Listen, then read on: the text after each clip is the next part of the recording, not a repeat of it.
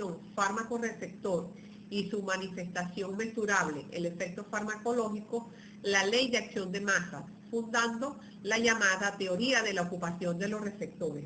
En ella, la combinación del fármaco receptor y su consecuencia, el efecto biológico, son analizados en base al modelo de cinética enzimática desarrollado por Michaelis-Menti, de manera parecida a la unión de un sustrato con la enzima para producir un producto.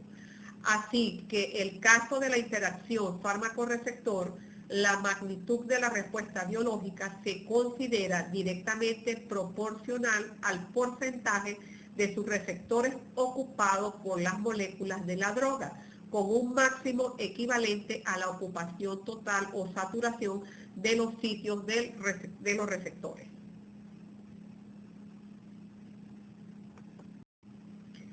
Entre los postulados de esta teoría tenemos primero que la unión del fármaco al receptor es reversible.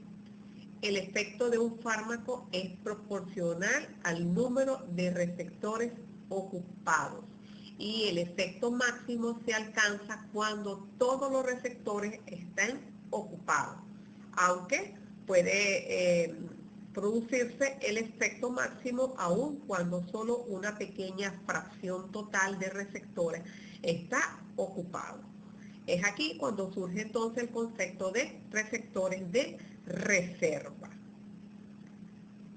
Esta teoría, aunque ha sufrido modificaciones posteriormente, actualmente es la aceptada porque es la que cumplen la mayoría de los fármacos. El efecto de los fármacos puede representarse gráficamente. En el eje de las ordenadas tenemos el porcentaje del efecto máximo y en la abscisa la dosis, obteniéndose una curva. En un gráfico con escala lineal adopta una forma de hipérbola. Y cuando se representan los logaritmos de la dosis en la abscisa, una forma sigmoidea. Observamos que en la curva sigmoidea hay una porción de esta curva aproximadamente entre un 20 y un 80% de la respuesta máxima se observa que es lineal. Esa porción allí se observa pues que es una línea recta. Por lo tanto, esta zona entre el 20 y 80% puede ser sometido a regresión lineal. Esto sirve para comparar las potencias relativas de varios fármacos de una misma clase. Siempre, ¿verdad?, que las rectas obtenidas sean paralelas. Clark propone que la magnitud de la respuesta de un fármaco es directamente proporcional a la fracción de receptores ocupados y la respuesta máxima se obtiene cuando todos los receptores se ocupan, aunque admite que el fármaco debe activar el receptor y no lo expresa de esta propiedad. Posteriormente, los postulados de Clark han sido modificados con el pasar del tiempo y se han considerado otros parámetros.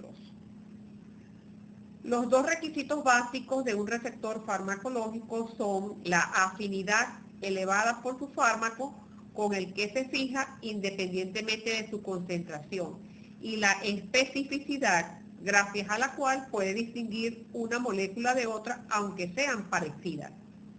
La afinidad se debe a la formación de enlaces entre fármaco y receptor. El más frecuente es el iónico, aunque también fuerzas de Van der Waals, puentes de hidrógeno o interacciones hidrófobas.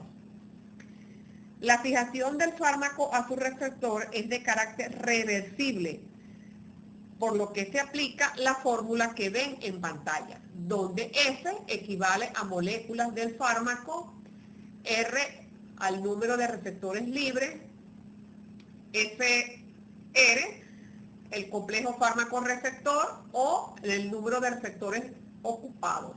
Y K1 y K2 son los receptores, son las respectivas constantes de la velocidad de formación y desintegración del complejo. K2 sobre K1 nos da que es igual a KD. KD es la constante de disociación en equilibrio. Es un parámetro inverso a la afinidad, es decir, a mayor afinidad, menor KD y viceversa. KD se define como la concentración del fármaco necesaria para fijarse a la mitad de los receptores o como la concentración del fármaco que se requiere para ocupar el 50% de los receptores. Es igual. Afinidad la relacionamos con KD. Dijimos entonces que a mayor afinidad, menor KD y viceversa. Es KD un parámetro inverso a la afinidad. Entonces, afinidad lo relacionamos con KD. Otro parámetro farmacodinámico que podemos calcular es la dosis efectiva 50, definida como la cantidad de fármaco requerida para producir el 50% de la respuesta máxima. La dosis efectiva 50 permite comparar fármacos de una misma clase. Dosis efectiva 50 es inversamente proporcional a la potencia, es decir, a menor dosis efectiva 50, mayor potencia y viceversa. Dosis efectiva 50, entonces la relacionamos con potencia y KD la relacionamos con afinidad. Ya hemos dicho que el efecto de los fármacos o la respuesta biológica puede medirse o cuantificarse. Las mediciones de la respuesta pueden efectuarse por diversos medios, siendo el más clásico el experimento de órganos aislados. Acá las respuestas son graduales. Existe una relación sistemática y continua entre las dosis aplicadas y la magnitud del efecto que dicha dosis produce. Están viendo en pantalla una curva farmacodinámica, dosis-respuesta o dosis-efecto. En este gráfico observamos en la ordenada el porcentaje del efecto y en la axis el logaritmo de la dosis. Tenemos tres fármacos. El fármaco A alcanza el efecto máximo, el 100%. El fármaco B alcanza el efecto máximo, el 100%. El fármaco C no alcanza el efecto máximo. El fármaco C alcanza el 50% del efecto. Ahora calculamos la dosis efectiva 50 para cada fármaco. Ya dijimos que la dosis efectiva 50 es la dosis que se requiere para producir el 50% del efecto o de la respuesta máxima. Vamos con el fármaco A.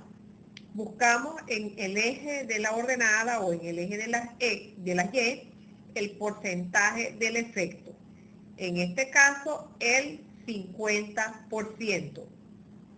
Buscamos una regla y pasamos una recta hasta el fármaco A.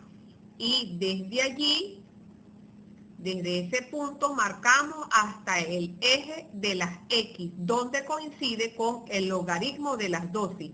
Y allí se corresponde a la dosis efectiva 50 del fármaco A.